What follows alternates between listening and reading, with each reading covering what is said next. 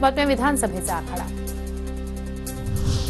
शंभूराज देसाईंनी पदाचा गैरवापर केला, पोलीस खात्याचा गैरवापर करून गद्दारांना पळायला मदत केली, उद्धव ठाकरेंचा आरोप।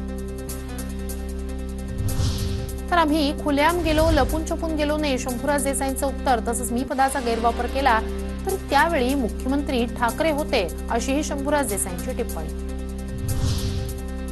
चांदवडमध्ये फडणवीसांकडून राहुल आहेरांना मंत्रिपदाचं आश्वासन, तुम्ही मला आमदार द्या, मी तुम्हाला मंत्री देतो। प्रचार सभेत फडणवीसांचं वक्तव्य, 20,000च्या आत लीड असेल तर राज्यमंत्री आणि 20,000वर लीड असेल तर कॅबिनेट मंत्रीपद देण्याचं आश्वासन।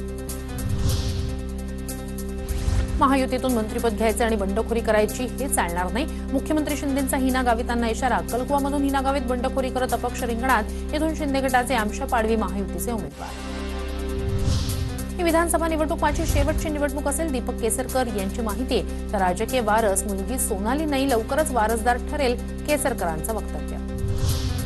राज ठाकरेंच्या सभेत माझ्यासाठी खुर्ची ठेवली होती, आपल्या सभेत त्यांच्यासाठी खाट ठेवूया। तर मनसेच्या सभेत खुर्ची ठेवल्याच्या मुद्द्यावरून संजय राऊतांचा निशाणा। तर ठाकरे आहात, ठाकरेंप्रमाणे वागा, दिल्लीची चाकरी करू नका, संजय राऊतांची राज ठाकरेंवर टीका। देवेंद्र फडणवीसांच्या अस्तित्वाची लढाई आमच्यासाठी महाराष्ट्राच्या अस्मितेची लढाई, संजय राऊतांचा हल्लाबोल। महाराष्ट्राच्या तुळशी वृंदावनातील भांगेची रोपटी उपटून टाकणार, अशी ही टीका।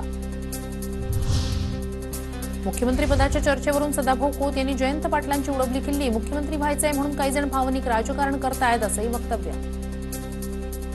आता काय लोक भावनिक करतील, साहेबांना मुख्यमंत्री व्हायचं आहे, संधी आली आहे, कशी संधी, तिथे 145 गडी लागते, तिथे काही छपराला मिळतं याचा आहे।